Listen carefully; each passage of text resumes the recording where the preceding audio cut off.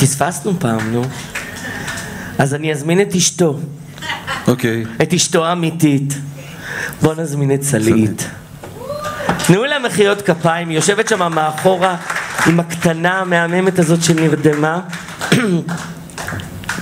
אז זהו, הנה סיפרתי לכם שנחצ'ה היה מחלק זהו שירים, אז את השיר הזה למשל, את שיר למענך, נחצ'ה כל הזמן סיפר, אהב לספר, שהוא כתב לכבוד אורנה ולכבוד החתונה של אורנה ושלי. אבל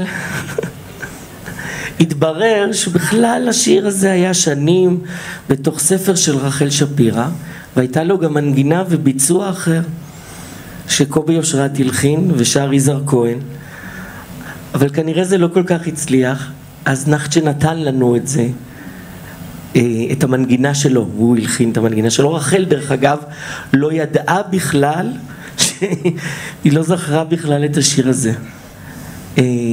כשהוא יצא לרדיו החלטנו לקרוא לו שיר למענך, ובספר בכלל זה היה עוד שיר אחד, אני שומר למענך, משהו כזה.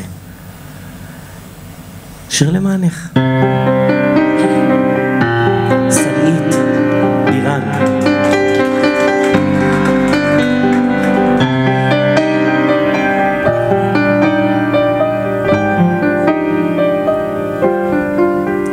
אם לפעמים קשה מאוד המועקה, האנשים נראים זרים ומתנכרים, שיר יבוא כמו אדם שעל הסף חיכה כדי לקחתך אל החופים המוארים.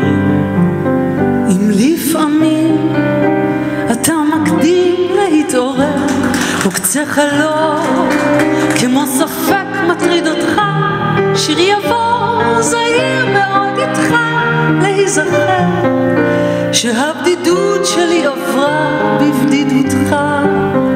עוד שיר אחד אני שומר למענך, אני רוצה להקיפך במילותיי, אני נותן לך את השיר, עשינו כרצונך, ושעותייך יתקרבו אל שעותיי. אני נותן לך את השיר, עשינו כרצונך, ושעותייך יתקרבו אל שעותיי.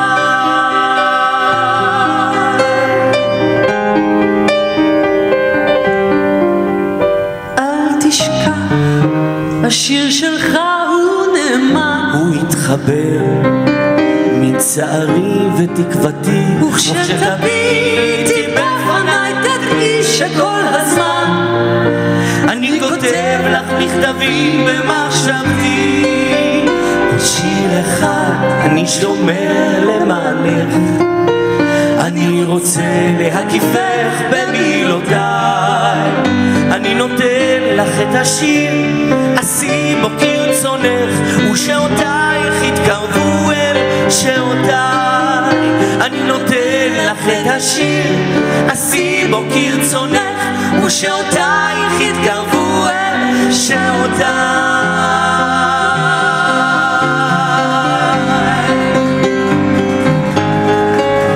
עוד שיר אחד אני שומר למענך, אני רוצה להקיפך במילותיי, אני נותן לך את השיר, עשי בו כרצונך, ושעותייך יתקרבו אל שעותיי. אני נותן לך את השיר, עשי בו כרצונך, ושעותייך יתקרבו אל שעותייך.